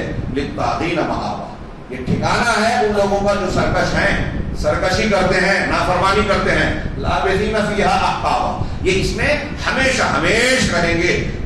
مدتوں رہیں گے. حقب کی یہاں بہت طویل مدت، یہاں مراد ہے احقابا مدت، لمبی مدت میں جمع، یعنی ہمیشہ رہیں گے. لا یذوقون فیہا بردا ولا شرابا، اس جہنم میں وہ نہ ٹھنڈک اور خنکی کا مزہ پائیں گے اور نہ پانی. کوئی ٹھنڈک نہیں ملے گی اور پانی بھی نہیں نصیب ہوگا. الا حمیم و غساقا، ملے گا تو کیا ملے گا؟ حمیم، کھولتا ہوا پانی. وغساقا، اور غساق اس کی کئی تشریح. کچھ لوگوں نے کہا کہ اس سے مراد جو ہے وہ زقوم ہی ہو سکتا ہے. کچھ لوگوں نے کہا کہ یہ جہنمیوں کے جسم سے نکلنے والا پیپ، مواد اور خون کا انتہائی بدبودار مادہ ہوگا. وہ اس کھولتے پانی اور اس کو جو کیا کہتے ہیں اور پیپ اور مواد کا مزہ چکھیں گے، اس کو ان کو چکھایا جائے گا. ٹھنڈک اور پانی نہیں ملے گا. اب یہ کھانے کے تعلق سے بات آئی تو ایک دوسری جگہ پہ سورہ دخان میں اللہ نے فرمایا ان شجرۃ الزقوم طعام الاثیم، یقیناً زقوم کا درخت یہ گنہگار کا کھانا ہے. چوہڑ کی جھاڑی کو عرب والے زقوم کہتے تھے. بڑا کڑوا ہوتا ہے لیکن یہ کڑواہٹ اور سنگین ہوگی. ایک روایت ہے جس پر کلام ہے، لیکن صرف سمجھنے کے لیے کہتے ہیں کہ زقوم کا ایک قطرہ اگر دنیا میں ڈال دیا جائے تو دنیا کی کوئی چیز کھانے کے لائق نہیں رہے گی. روایت بعض لوگوں نے مقبول بھی کہی ہے. تو اللہ کے رسول نے فرمایا کہ سوچئے اس کا کھانا ہی یہ ہوگا، وہ کیسا معاملہ ہوگا، انتہائی بدمزہ، انتہائی گرم. اور آگے اس کے بارے میں کہا یہ گنہگار کا کھانا ہوگا تو کیسا ہوگا، کل تلچھٹ کی طرح. اگر تیل کو کھولا کر کوئی چیز تلی جائے، پکائی جائے، تو نیچے کا جو تیل بچتا ہے جس میں مٹی گدلا پن رہ جاتا ہے وہ کتنا زیادہ گرم ہوتا ہے. تو محل کا ایک معنی یہ ہوتا ہے تیل کی تلچھٹ، یا ہر وہ چیز جو تیل میں پکائی جائے، کھولائی جائے. اور دوسری چیز، دوسرا معنی ہے پگھلا ہوا تانبا، کہ یہ زقوم کا درخت پگھلے ہوئے تانبے کی طرح کھولا ہوا ہوگا. ہر وہ چیز جو آگ میں پگھلائی جائے اسے بھی محل کہتے ہیں. یغلی فی البطون، یہ شجرۃ الزقوم جو ہے یہ پیٹ میں جائے گا تو یہ پیٹ میں کھولے گا. کیسے کھولے گا؟ کغلی الحمیم، کھولتے ہوئے پانی کی طرح. اللہ تعالیٰ کی طرف سے کہا جائے گا خذوہ فاعتلوہ الی سواء الجحیم، اسے پکڑو اور کھینچ کر جہنم کے بیچ میں لاؤ. بے عزتی ہوگی ہر طرح سے. ثم صبوا فوق رأسہ من عذاب الحمیم، پھر اس کے سر کے اوپر سے حمیم کھولتے پانی کا عذاب بہاؤ. ذق کہا جائے گا کہ اس کا مزہ چکھ، انک انت العزیز الکریم، تو بڑا عزت والا اور کیا کرم والا بندہ پھرتا تھا دنیا کے اندر، بڑے عزت والا ہے نا، اس کا مزہ چکھ. یہ شجرۃ الزقوم. ایک جگہ سورہ غاشیہ میں جہنمیوں کا کھانا بتایا. ذری حل اتاک حدیث الغاشیہ، کیا تمہارے پاس ڈھانپ لینے والی خبر آئی؟ ڈھانپ لینے والی، کہ سارے انسانوں کو قیامت جو ہے ڈھانپ لے کے چھا جائے گی. حل اتاک حدیث الغاشیہ وجوہ یومئذ خاشعہ، اس دن کچھ چہرے ذلیل پست ہوں گے، جھکے ہوئے ہوں گے، نامراد سے ہوں گے. وجوہ یومئذ خاشعہ عاملۃ ناصبہ، عمل کیے ہوئے اور تھکے ہوئے ہوں گے. ایک معنی یہ کیا لوگوں نے کہ عذاب دیکھ کر ان کے اندر تھکاوٹ، مایوسی، اور جو ایک انسان تھک کر چور سا ہو جاتا ہے وہ کیفیت ہو جائے گی. دوسرا معنی نے یہ بیان کیا عاملۃ الناصبہ کا، کہ دنیا میں بڑی محنت کر کے آئے ہیں، عبادت ریاضت بھی کی ہے، لیکن اللہ کی شریعت کے خلاف کیا ہے، شرک بھی کیا ہے، بدعات کے ساتھ عبادات کی ہیں. ہمارے یہاں آج دیکھیے کتنے لوگ کتنی عبادتیں کرتے ہیں. ڈر جانا چاہیے ان آیتوں سے، قرآن و حدیث کے مضامین سے. مسلک کے تناظر میں اینک سے مت دیکھیے کہ یہ اس مسلک کے ہیں کہ ہمارے مسلک کو غلط کہہ رہے ہیں. یہ قرآن کہہ رہا ہے، اللہ رب العالمین فرما رہا ہے. اس کی شرح دیکھیے سلف نے کی ہے کہ عاملہ دنیا میں بڑا عمل کیا ہے لیکن بدعات کی بنیاد پر کیا، سنت کے مطابق نہیں کیا، تو بڑے عمل کر کے تھکے ہوئے ہیں، ناصبہ، اور بڑا تھکن سے چور ہے. اب بدلہ کچھ ملنے والا نہیں ہے. عاملۃ الناصبہ، اس کے باوجود تصلی نارا حامیہ، یہ انتہائی دہکتی ہوئی آگ میں داخل ہوگی. تصلی نارا حامیہ، لیس لہم تسقی وتسقی من عین آنیہ. آگے کہا اللہ نے کہ وہ انتہائی نہایت گرم چشمے کا پانی ان کو پلایا جائے گا.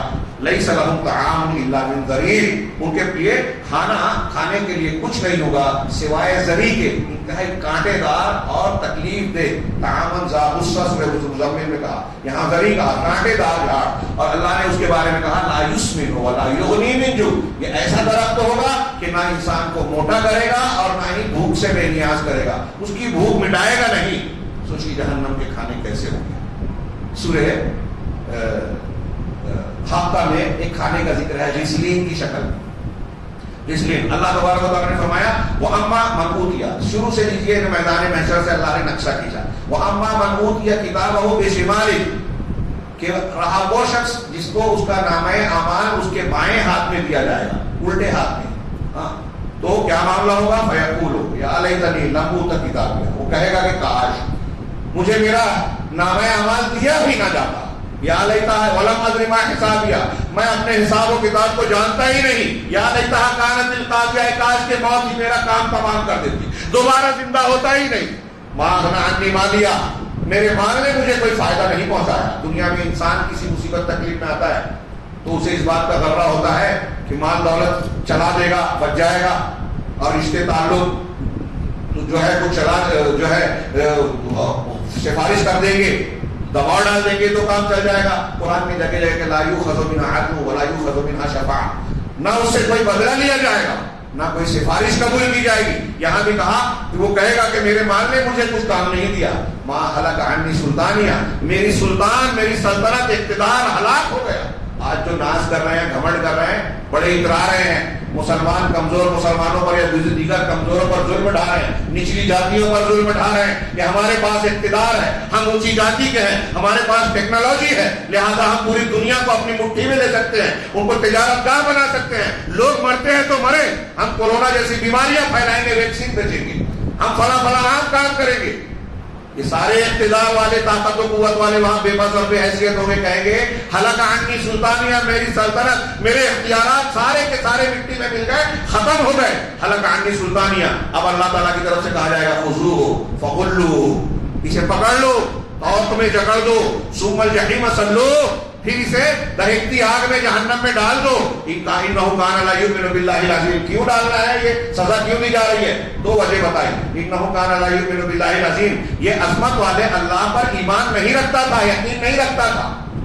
ہم رکھتے ہیں، ہم بیٹھے ہیں یہاں مسلمان، میں بار بار یہ سبق دہرا رہا ہوں، ہمارے یہاں بہت بڑی تعداد مسلمانوں کی اللہ کو مانتی ہے، جانتی نہیں جیسے جاننا چاہیے۔ اسی لیے بار بار کہہ رہا ہوں کہ سب سے اہم ہے عقیدہ اللہ کی معرفت حاصل کرنا۔ ہم اس کو چھوڑ کر بزرگان دین، اولیاء صالحین کی حکایات کو دین سمجھ کے وہ بیان کر رہے ہیں، وہ سن رہے ہیں، اور نہ جانے کیا کیا الٹی سیدھی باتیں۔ قرآن و سنت میں، انبیاء کی تعلیمات میں اللہ کی عظمت و کبریائی کا سب سے زیادہ ذکر کیا گیا توحید کی بنیاد پر۔ آپ جتنا اللہ کو پہچانیں گے، اتنا اللہ کا ڈر، اتنا اللہ سے محبت آئے گی، اتنا اللہ تبارک و تعالیٰ کی عظمت و کبریائی کا خیال ہوگا، اتنا زیادہ اللہ کی شریعت پر عمل کرنے کا جذبہ پیدا ہوگا۔ تو یہ جو شخص ہے نا، یہ اللہ عظیم پر ایمان نہیں رکھتا تھا، یہ ایمان ہے پہلا جو ایمان صحیح نہیں تھا، اور دوسرا ولا يحض على طعام المسکین، اور مسکین کو کھانا کھلانے پر ابھارتا نہیں تھا، دوسروں کو ابھارتا نہیں تھا کہ کھانا کھلاؤ، جب دوسروں کو نہیں ابھارتا تھا تو خود کہاں سے کھلائے گا، بخیل ہے۔ مطلب اللہ کے حقوق کو بھی ادا نہیں کرتا تھا، بندوں کے حقوق کو بھی ادا نہیں کرتا تھا۔ ایک میں اللہ کے حق کی بات ہے، دوسرے میں بندے کی۔ اللہ نے آگے فرمایا جب ایسا تھا فلیس لہ اليوم، اس کو جہنم میں ڈالا جائے گا، وجہ بھی بتا دی گئی، فلیس لہ اليوم ہاہنا حمیم، تو اب یہاں اس کا کوئی دوست نہیں ہوگا، ولا طعام الا من غسلین، اور کھانا نہیں ہوگا سوائے غسلین کے۔ اس کے بارے میں علماء کہتے ہیں کہ یہ زقوم کو غسلین کہا گیا، یا وہ جو مجرمین کے زخموں سے نکلنے والے پیٹ مواد اور گندی چیزیں ہوں گی وہ ہے، یا انتہائی کھولتا ہوا پانی ہے۔ بہرحال یہ انتہائی بدبودار اور انتہائی ناپسندیدہ کھانا ہوگا جہنمیوں کو جو دیا جائے گا۔ اللہ نے آگے فرمایا لا یأکلہ الا الخاطئون، اسے گنہگار لوگوں کے علاوہ کوئی بھی نہیں کھائے گا۔ اللہ تبارک و تعالیٰ کا ارشاد میں پڑھ رہا تھا کہ اللہ نے فرمایا الا حمیما وغساقا، اس کی شرح میں نے کچھ چیزیں بتائی کہ یہ کھانے کی چیزیں ہوں گی۔ جزاء وفاقا، یہ جو بدلہ ہے ان کو پورا دیا جائے گا ان کے اعمال کا۔ جنتیوں کے بارے میں کہا جزاء من ربک عطاء حسابا، بھرپور، ان کو ان کی امید اور عمل سے بڑھ کر دیا جائے گا، لیکن جہنمیوں کو جو سزا دی جائے گی ان کے عمل سے بڑھ کر نہیں دیا جائے گا، کیونکہ اللہ ظلم نہیں کرتا، جتنا ان کا عمل ہے اسی اعتبار سے ان کو یہ جزا دی جائے گی۔ انہم کانوا لا یرجون حسابا، ان کا ایک جرم یہ تھا کہ وہ حساب کی امید نہیں رکھتے تھے۔ میں نے ابھی شروع میں بیان کیا نا کہ جب ہم کو اللہ تبارک و تعالیٰ کے سامنے پیش ہونے، حساب و کتاب دینے کا یقین نہیں رہے گا، اس کو ہم فراموش کر دیں گے تو گناہوں پہ جری ہو جائیں گے۔ ہمیں دنیا کی کوئی طاقت، کوئی قانون، کسی کا ڈر گناہ سے نہیں روک سکتا۔ آپ دیکھ رہے ہیں کیسے کیسے قانون بنتے پھر بھی گھپلے ہوتے ہیں، غبن ہوتے ہیں، لوگ جو ہے بڑے بڑے کانڈ کرتے ہیں۔ دنیا کے قانون سے بچنے کے ان کے پاس سبیلے راستے ہیں۔ اصلی ڈر یہ ہے، اللہ نے فرمایا کہ وہ حساب پر یقین نہیں رکھتے تھے، تو ایمان نہیں تھا، اور اس ایمان نہ ہونے کی وجہ سے گناہوں پر، اللہ کی مخالفت اور رسولوں کی مخالفت پر جری ہو گئے تھے۔ وَكَذَّبُوا بِآيَاتِنَا كِذَّابًا، اور ہماری آیتوں کو بالکل بے باکی سے، دھڑلے سے جو ہے جھٹلاتے رہے، وہ جھٹلایا، کھل کر جھٹلایا، اللہ کی نشانیوں، اللہ کے دین کی باتوں کو نہیں مانا۔ یہ کافروں تو کافروں، مسلمانوں میں بھی آج کچھ طبقات ایسے ہیں کہ وہ کہتے ہیں میری سمجھ میں یہ حدیث نہیں آتی، میں نے فلاں کو مان لیا، وہ فلاں مفکر، فلاں بہت بڑا امریکہ کا، لندن کا، یا اس کے پاکستان کا ہے، اس کے اتنے فالوورز ہیں، تو اس نے جو بیان کر دیا اس کو قبول کر لیا، قرآن حدیث کی تصریحات کو نظر انداز کر دیتے ہیں۔ بہت ہی بڑی لاپرواہی، بہت بڑی گمراہی، شیطان کا فریب ہے۔ تو اللہ تعالیٰ فرما رہا ہے کہ وہ ہماری آیتوں کو دھڑلے سے جو ہے جھٹلاتے تھے۔ انہم کانوا لا وَكَذَّبُوا بِآيَاتِنَا وَكُلَّ شَيْءٍ أَحْصَيْنَاهُ كِتَابًا، اور ہر چیز کو ہم نے لکھ کر شمار کر رکھا ہے. ہم اپنے کیے ہوئے عمل کو بھول جاتے ہیں بہت سی چیزیں، لیکن اللہ تعالیٰ کہہ رہا ہے کہ ہر چیز کو ہم نے لکھ رکھا ہے. سورہ کہف میں اللہ نے کہا کہ مجرم شخص کو جب نامہ اعمال دیا جائے گا نا تو کیا کہے گا؟ ما لہذا الکتاب، ارے اس کی یہ کیسی کتاب ہے، یہ نامہ اعمال کا کیا معاملہ ہے؟ لا یغادر صغیرۃ ولا کبیرۃ الا احصاها، کسی بھی چھوٹی بڑی چیز کو چھوڑا نہیں، سب کو لکھ رکھا، کوئی چیز چھوٹی نہیں. یہ سورہ کہف میں مجرم یہ کہے گا کہ میں جن چیزوں کو بھول گیا، بہت معمولی سمجھا تھا، وہ بھی اس میں درج ہے. ومن یعمل مثقال ذرۃ خیرا یرہ ومن یعمل مثقال ذرۃ شرا یرہ. ساری چیزوں کو دیکھے گا بندہ اپنے سامنے. اللہ نے اس سیاق کے آخری جملہ ارشاد فرمایا فذوقوا فلن نزیدکم الا عذابا، چنانچہ اس سے کہا جائے گا کہ عذاب کا مزہ چکھو، ہم تمہارے عذاب کے علاوہ اور کسی چیز کا اضافہ نہیں کریں گے. عبداللہ بن عمرو وغیرہ کہتے ہیں، طبرانی کی روایت ہے کہ قرآن میں اللہ کے جہنم کے عذاب کی سختی بتانے والی سب سے شدید آیت یہی ہے کہ اللہ یہ کہہ رہا ہے کہ عذاب کا مزہ چکھو، عذاب تم پر بڑھتا جائے گا، کبھی گھٹے گا نہیں، اضافہ ہی ہوتا جائے گا. اب یہ تو کچھ کھانے اور کچھ آگ کا. اب اس کی ہولناکی کا کچھ پہلو اس طرح دیکھیے کہ آگ کس طرح سے جہنمیوں کو گھیرے گی. اللہ ہمیں بچائے. کہہ رہے ہیں اللہ تعالیٰ نے سورہ ابراہیم میں فرمایا وَمِن وَرَائِهِ جَهَنَّمُ، کہ ان کے سامنے جہنم ہے. مجرم کے پیچھے جو گنہگار ہوگا اس کے سامنے پیچھے جہنم ہوگی. وَيُسْقَى مِن مَاءٍ صَدِيدٍ، یہاں بھی کھانے کا ذکر ہے، اس کو صدید کا پانی پلایا جائے گا. اس کے بارے میں بھی یہی کہتے ہیں کہ یہ جہنمیوں کے زخم سے نکلا ہوا اور انتہائی کھولتا ہوا ہوگا. بعض روایتوں میں ہے کہ اگر یہ بڑی مشکل سے اپنے ہونٹ پر لگائے گا تو ہونٹ کٹ کر بھی جائے گا، پیٹ میں ڈالے گا تو اندر سے کہا. قرآن بھی کہتا ہے یتجرعہ، وہ اسے گھونٹ بنا کر پینے کی کوشش کرے گا. ولا یکاد یسیغہ، لیکن یہ اس کو سیراب نہیں کرے گا. ویأتیہ الموت من کل مکان، موت اس کے چاروں طرف سے آئے گی. وما هو بمیت، لیکن وہ مرنے والا نہیں ہوگا. ابراہیم تیمی کہتے ہیں کہ موت اس کے چاروں طرف سے آئے گی، مطلب اس کے جسم کے ایک ایک حصے سے آئے گی. موت اس کے ہر طرف سے آئے گی، آگے پیچھے دائیں بائیں مراد نہیں ہے، جسم کے ایک ایک حصے سے آئے گی، یہاں تک کہ اس کے بال کے ایک ایک کنارے سے آئے گی جو اس کو انتہائی اذیت و تکلیف دے گی. تصور کیجیے تھوڑی دیر کے لیے ہمارے جسم میں جتنے مسامات ہیں، بال ہیں، ہر بال سے موت آئے گی. ابراہیم تیمی کہہ رہے ہیں. اور صحابہ کہتے ہیں کہ انہ لا یاتیہ الموت من کل ناحیہ، ہر جانب سے موت آئے گی. من کل ناحیہ مکان حتی من ابہام رجلہ، یہاں تک کہ اس کے پیروں کے جو دونوں انگوٹھے ہیں ان کی طرف سے بھی موت آئے گی. ان کی طرف سے بھی موت آئے گی، ہر طرف سے موت آئے گی. لیکن اللہ نے کہا موت تو آئے گی وما هو بمیت، لیکن وہ مرے گا نہیں. ومن ورائہ عذاب غلیظ، اور اس کے پیچھے بہت سخت عذاب ہوگا. یہاں اللہ نے فرمایا کہ وہ مرنے والا نہیں ہے. ابھی ہم نے سورہ زخرف میں پڑھا کہ وہ کہیں گے کہ یا مالک لیقضی علیہ ربک. سورہ سبح اسم ربک الاعلی میں ہم ہر جمعہ کو سنتے ہیں لا یموت فیہا ولا یحیا، نہ اس میں جیے گا نہ مرے گا. سورہ فاطر میں اللہ تبارک و تعالیٰ نے کہا وہم یسترخون فیہا، وہ جہنمی جہنم میں چیخیں گے، چلائیں گے، کہیں گے ربنا اخرجنا نعمل صالحا غیر الذی کنا نعمل، کہ پروردگار ہمیں اس جہنم سے نکال دے، اب دنیا میں بھیج دے، ایک چانس سے ایک موقع اور دے دے. اب ہم دنیا میں جانے کے بعد وہ عمل کریں گے جو پہلے نہیں کرتے تھے، اب اچھا عمل کریں گے. میرے بھائیو سوچئے، جہنم میں جانے کے بعد جہنمی کہے گا کہ یہ موقع پھر سے دے دے. ہمیں اللہ نے ابھی دیا اور یاد دلایا، بتا دیا کہ جہنمی یہ کہیں گے ان کو یہ موقع ملے گا نہیں. ہمیں ملا ہوا ہے، ہم یہ قرآن کی باتیں سن رہے ہیں، تو ہماری زندگی کے جو موقع اور لمحات ملے ہیں، یہ ماہ مبارک ملا ہے، لیلۃ القدر ملی ہے، اس میں ہم اس کو اللہ کا بہت بڑا انعام سمجھ کر اس کا صحیح استعمال کریں.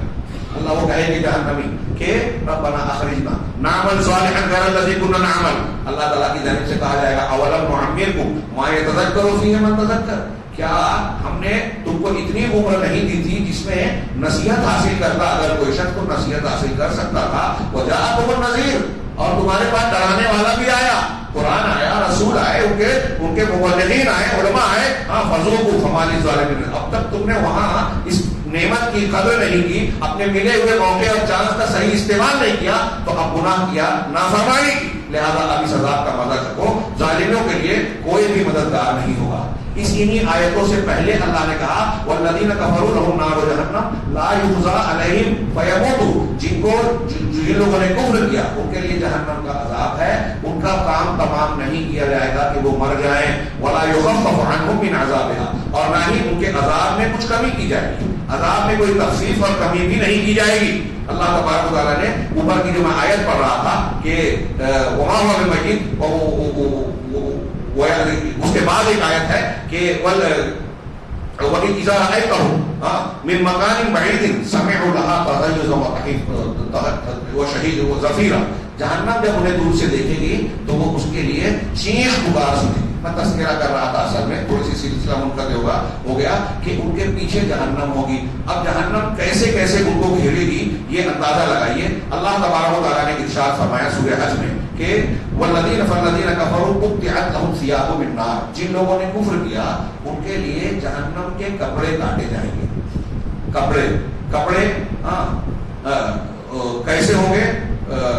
یہ بعض علماء نے کہا کہ سعید بن جبیر کہتے ہیں کہ یہ جو کپڑا کہا گیا ہے دراصل یہ پگھلائے ہوئے تانبے کو ان کے جسم پر مل دیا جائے گا. جیسا کہ سورہ ابراہیم میں کہا کہ لباس ہوں من قطران، کہ تارکول کا لباس ہوگا.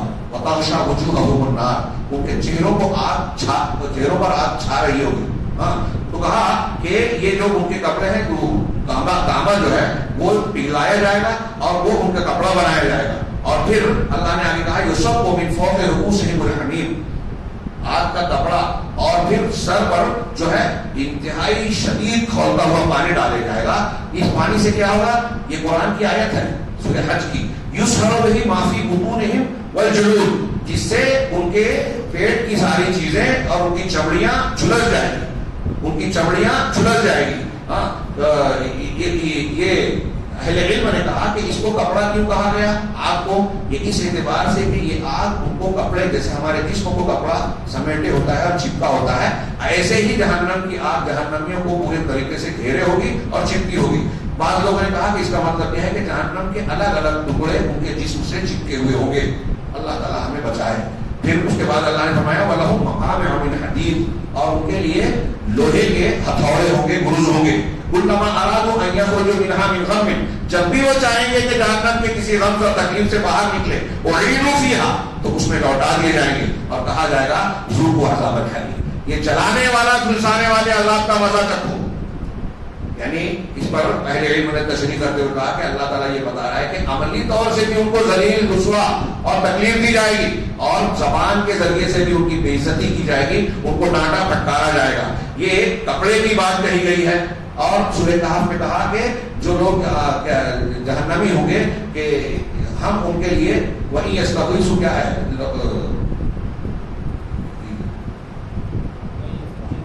یغاث بماء کالمہل یشوی الوجوہ، اس سے پہلے جو کہا احاط بہم سرادقها، کہ اللہ تبارک و تعالیٰ جہنم کی آگ کا ٹینٹ ان کے اوپر ہوگا. ابھی میں نے شروع میں سورہ زمر کیا ہے لہم من فوقہم ظلل من نار ومن تحتہم ظلل من نار، کہ اوپر سے بھی آگ کے سائبان ہوں گے، نیچے سے بھی آگ کے سائبان ہوں گے. سورہ حطامہ میں کہا کہ وَيْلٌ لِكُلِّ هُمَزَةٍ لُمَزَةٍ الَّذِي جَمَعَ مَالَهُ وَعَدَّدَهُ يَحْسَبُ أَنَّ مَالَهُ أَخْلَدَهُ كَلَّا لَيُنبَذَنَّ فِي الْحُطَمَةِ. چغلی کرنے والا، عیب جوئی کرنے والا یہ شخص جو ہے جو مال جمع کر کر کے سینت کے رکھتا ہے، گنتا رہتا ہے، دنیا میں پڑا ہے. تو اللہ نے کہا کہ كَلَّا لَيُنبَذَنَّ فِي الْحُطَمَةِ، اسے حطمہ توڑ دینے والی آگ میں جو ہے اس کو پھینک دیا جائے گا. وَمَا أَدْرَاكَ مَا الْحُطَمَةُ، تمہیں کیا پتا کہ حطمہ کیا ہے؟ یہ اس کی سنگینی بتانے کے لیے اللہ نے سوال کیا. نار اللہ الموقدہ، یہ وہ آگ ہے جو اللہ کی طرف سے تیار کی ہوئی جلائی ہوئی ہے. التی تطلع علی الافئدہ، جو یہ آگ کیسی ہے جو انسان کے دلوں تک جھانک رہی ہوگی، گھس رہی ہوگی. فی عمد ممددہ، اور بڑے بڑے ستونوں میں ان کے اوپر گھری ہوئی ہوگی، بند ہوگی.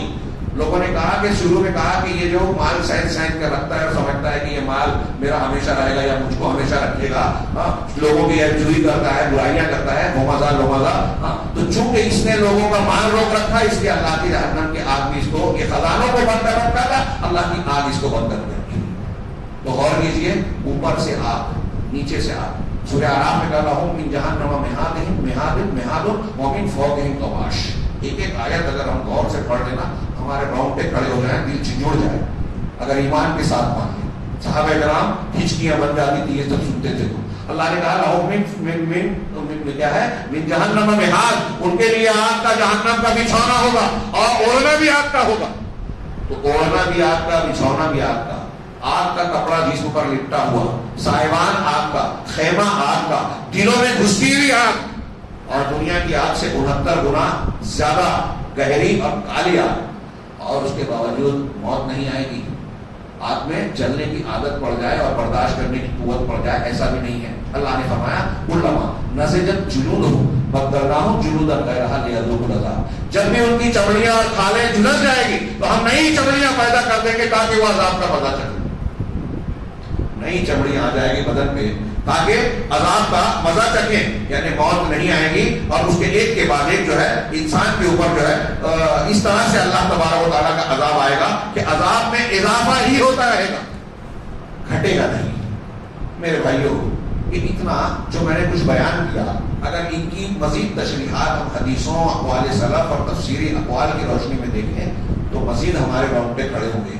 لیکن میں سمجھتا ہوں کہ جو کچھ ہم بیان کر چکے وہ بہت کچھ ہے عبرت لینے کے لیے. قرآن نے ایک مقام پر بھی جو چیز بیان کی ہے اگر ہم اور سے پڑھ کر اس کے منظر کا اندازہ لگائیں اور پھر یہ سوچیں تھوڑی دیر کے لیے کہ کیا ہم اور آپ اس بات کے لیے تیار ہیں کہ یا اس کو برداشت کر سکتے ہیں کہ اس جہنم کا بھیانک عذاب کا ایندھن بنے. اور وہاں یہ جو چند چیزوں کا میں نے ذکر کیا، آپ معراج کی حدیث دیکھیں، الگ الگ گنہگاروں کے لیے ومن شکلہ ازواج، قرآن نے کہا کہ مختلف قسموں کے عذاب ہیں. سود کھانے والے کے لیے پیٹ میں سانپ بچھو، یتیم کا مال کھانے والوں کے لیے الگ عذاب، غیبت چغلی کرنے والوں کے لیے جو ہے لوہے کے تانبے کے جو ناخن ہے جس سے وہ اپنے بدن کو نوچے گا، عالم جو کہتا تھا لوگوں سے لیکن عمل نہیں کرتا تھا اس کے لیے الگ عذاب، شراب پینے والے کے لیے طینۃ الخوال، کہ اس کے اندر جو ہے اس کو کھلایا جائے گا. تو لوگوں نے پوچھا کہ یہ کیا ہے؟ اللہ کے رسول نے فرمایا کہ یہ جہنمیوں کے پسینے، ان کے جسم سے نکلنے والا مادہ اور پسینے کی شکل میں آنے والا مادہ ہے جو ان کو پلایا جائے گا. جو دنیا میں نشے کا عادی ہے یا اور اس قسم کے جو عورت اپنے شوہر کی نافرمانی کرتی ہے، جو زنا کرنے والے مرد اور عورتیں ہیں، ان کے سب کے الگ الگ قسم کے عذاب بھی بیان کیے گئے ہیں. ان کی تفصیل سنیے. وہ تفسیر کے بغیر صرف اتنا اگر ہم پڑھ لیتے ہیں کہ جہنم کی آگ اتنی بھیانک ہے، کالی ہے، وہاں موت نہیں آئے گی، موت کو پکارے گا انسان، وہاں دوسرا موقع مانگے گا، موقع نہیں ملے گا. ہر طرف سے اس کے چہرے کو، اس کے پیٹھ کو، اس کے دل تک کو آگ پہنچ کر جو جھلسا رہی ہوگی. کتنا بھیانک منظر ہے میرے بھائی. حقیقت میں جو شخص اس پر حقیقی معنوں میں ایمان لائے گا وہ دنیا میں سب سے زیادہ جس چیز سے کے لیے کوشش کرے گا کہ میں اپنے بچوں کو اور اپنے بیوی بچوں کو اور اپنے آپ کو اس آگ سے بچاؤں. یا ایھا الناس، کیا اللہ نے فرمایا یا ایھا الذین آمنوا قوا انفسکم واہلیکم نارا، اے ایمان والو اپنے آپ کو اور اپنے اہل و عیال کو جہنم کی آگ سے بچاؤ. صحابہ کرام جیسا کہ میں نے عرض کیا اس کو مانتے تھے تو ان پر کیا کیفیت طاری ہوتی تھی. بخاری مسلم کی حدیث حضرت انس بن مالک کہتے ہیں کہ اللہ کے نبی صلی اللہ علیہ وسلم نے مسجد میں ایک دن بیان کیا کہ لو تعلمون ما اعلم لضحكتم قليلا ولبكيتم كثيرا. جو میں جانتا ہوں، جو میں نے دیکھا ہے، اگر تم دیکھ لو، جو میں جانتا ہوں تم جان جاؤ تو بہت زیادہ روتے رہو گے، ہنسنا چھوڑ دو گے، بہت کم ہنسو گے. یہی روایت حضرت انس کہتے ہیں کہ اللہ کے رسول نے جہنم میں کچھ بیان کیے اور پھر جب آپ نے یہ بیان کیا تو میں نے دیکھا صحابہ کرام اپنے گھٹنوں میں اپنے سر ڈال کر ہچکیاں باندھ کر رو رہے ہیں. میں نے ایسا منظر کبھی نہیں دیکھا پوری مسجد میں. اللہ تعالیٰ صحابہ کرام کی ہچکیوں کی آواز آ رہی. یہ روایت دوسرے الفاظ میں اس طرح ہے کہ اللہ کے رسول نے پہلے فرشتوں کا ذکر کیا، حتی السماء وحق لها ان تحط، آسمان چرچرا اٹھا، اس کا حق ہے کہ چرچرائے. ما فيها موضع اربع اصابع الا فيها ملك ساجد او قائم، کہ اس میں 4 انگلیوں کی جگہ بھی آسمان میں ایسی نہیں ہے جہاں کوئی فرشتہ رکوع سجدے یا قیام میں نہ ہو. اور پھر اس کے بعد اگر اللہ کے رسول فرمایا لو تعلمون ما اعلم لبکیتم کثیرا لضحکتم قلیلا ولبکیتم کثیرا، اگر وہ بات جو میں جانتا ہوں تم جان جاؤ تو بہت کم ہنسو گے، روتے ہی رہو گے. وما تلذذتم بالنساء علی الفرشات، اور اپنی بیویوں سے بستروں پر لذت حاصل کرنا چھوڑ دو گے. ولخرجتم من الصعودات، اور میدانوں میں نکل جاؤ گے اللہ تعالیٰ سے گڑگڑاتے اور روتے رہو گے. وہ بات جو میں جانتا ہوں تم جانتا ہو. اس کا مطلب ہم حقیقت میں جہنم کو نہیں جانتے. اسی لیے بہت ہنستے ہیں، روتے کم ہیں، اسی لیے مزے اور غفلت کے شکار ہیں. یہ انجوائے کرنا اور دنیا کی نعمتوں میں جو ہے اللہ کو اور اس کے شریعت کو بھول جانا اسی لیے.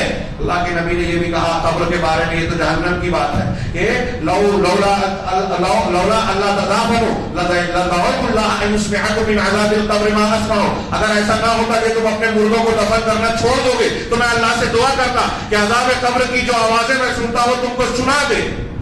وہ آواز اگر ہم سن لیں تو اپنے مردوں کو قبر میں دفن کرنا چھوڑ دیں. اتنا بھیانک معاملہ ہے، غور کیجیے، یہ تو قبر کا معاملہ ہے. اس لیے عثمان غنی قبر پر اتنا روتے تھے کہ داڑھی بھیگ جاتی تھی. لوگ پوچھتے کہ قبر پر اتنا کیوں روتے ہو؟ ہے آخرت کی سفر کی یہ پہلی منزل ہے. یہاں معاملہ ٹھیک رہا تو آگے بھی آسان، اور یہاں بگڑ گیا تو آگے بھی بگڑا ہوا. نبی کریم صلی اللہ علیہ وسلم، ابھی آپ نے سنا کہ کتنی محنت کرتے تھے، امت کے بارے میں کتنے فکر مند ہوتے تھے.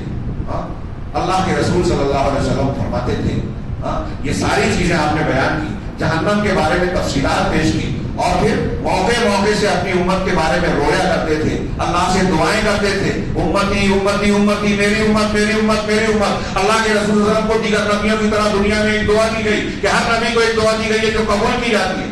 اللہ کے رسول نے فرمایا، صحیح مسلم کی روایت ہے، لکل نبی دعوت مستجابہ، ہر نبی کی قبول کی جانے والی ایک دعا تھی. فتعجل كل نبی دعوتہ، ہر نبی نے اپنی دعا مانگ لی. وانی اختبأت دعوتی، میں نے اپنی دعا کو روک لیا، ریزرو کر دیا، روک لیا، اپنی دعا نہیں مانگی. سوچئے نبی کے بارے میں، اپنی دنیا میں اللہ نے کہا کہ ایک دعا مانگو قبول کی جائے گی، نہیں مانگا. کیوں؟ شفاعتا لامتی یوم القیامہ. میں نے کیوں روکا ہے؟ کہ قیامت کے دن اپنی امت کی سفارش کروں گا اس وقت قبول کی جانے والی دعا کے بدلے میں.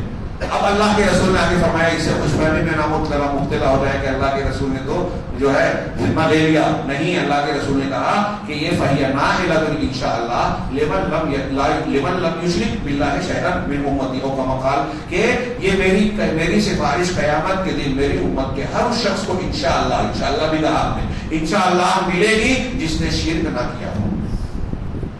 آپ اتنی فکر مندی کے بعد دنیاوی معاملات میں صحابہ کرام کے سامنے ایک موقع پر کہتے ہیں، صحیح مسلم کی روایت ہے، حضرت جابر کہتے ہیں اللہ کے رسول نے فرمایا کہ ان مثلی و مثل کمثل رجل استوقد نارا یا اوقد نارا، کہ میری مثال اور تمہاری مثال اس آدمی کی طرح ہے جس نے جہنم ایک آگ روشن کی.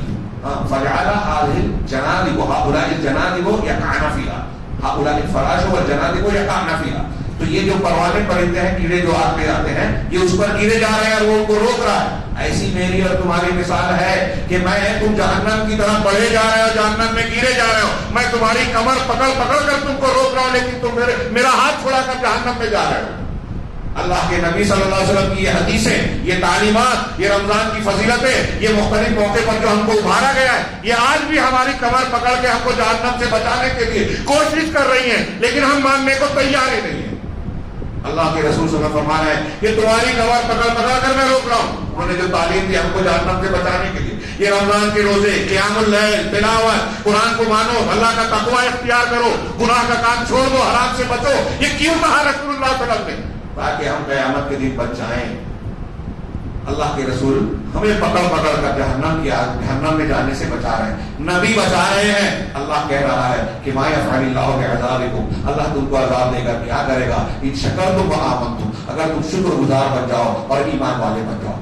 غور کیجیے، اللہ عذاب دینا نہیں چاہتا، رسول ہمیں بچانا چاہتے ہیں. اللہ تبارک و تعالیٰ نے ہمیں بچانے کے لیے رمضان کے روزے فرض کیے اور کہا لعلکم تتقون، تاکہ تم بچ جاؤ، تاکہ تم متقی ہو جاؤ. یہ تقویٰ کیا ہے؟ تم کو جہنم سے بچائے گا، گناہوں سے بچائے گا. اللہ تبارک و تعالیٰ قرآن میں جگہ جگہ کہہ رہا ہے اللہ سے ڈرو، متقی بن جاؤ، ایمان والے بن جاؤ. اور قرآن کہہ رہا ہے ان للمتقین مفازا، کامیابی متقیوں کے لیے ہے. وہ کہہ رہا ہے کہ کامیابی کا راستہ اختیار کرو، لیکن ہم تیار ہی نہیں ہیں. کفر، شرک، نفاق، دنیا داری، خواہش پرستی کو بدعات و خرافات کی طرف رکھ کے جا رہے ہیں. بتانے والے کی باتوں کو ماننے کے لیے تیار ہی نہیں ہے. دین سیکھنے سمجھنے کے لیے ہمارے پاس وقت نہیں ہے.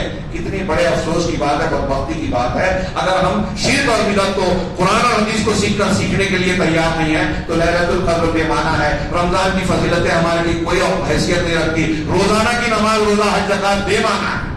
لہذا ضروری ہے کہ شعور کے ساتھ، ایمان کے ساتھ، اخلاص کے ساتھ، دین کو سمجھتے ہوئے، عقیدے کو جانتے ہوئے ہم ان فضائل پر عمل کریں، خوب محنت کریں، اور جیسا کہ ابھی آپ نے بار بار سنا کہ یہ رات بہت عظمت والی ہے، قدر والی ہے، عزت والی ہے، اس میں تقدیر بدلتی ہے، لہذا اس کا صحیح استعمال کریں۔ اللہ تعالیٰ سے دعا ہے کہ وہ ہمیں بھی صحیح دین کو اختیار کرنے کی توفیق عطا فرمائے، اور جس طرح صحابہ کرام جناب محمد رسول اللہ صلی اللہ علیہ وسلم کے دلوں میں اللہ کی خشیت تھی، جس کی بنیاد پر وہ دنیا کی بجائے آخرت کو ترجیح دینے والے بن گئے اور اس کے لیے محنت قربانی پیش کرنے والے بن گئے، اور یار ہمارے اندر بھی وہی جذبات عطا فرما، اور ان جذبات کے ساتھ یہ قیمتی لمحات اور فضیلت کے اوقات جو رب العالمین نے تحفے اور انعام کے طور پر ہمیں عطا فرمائے ہیں، اس انعام کا بھرپور فائدہ اٹھانے کی ہمیں توفیق عطا فرمائے، اور ہم خاص طور سے یہ دعا کریں اپنے لیے، اپنے گھر والوں کے لیے، ربنا اصرف عنا عذاب جہنم ان عذابها کان غراما، کہ پروردگار ہم سے جہنم کے عذاب کو پھیر دے۔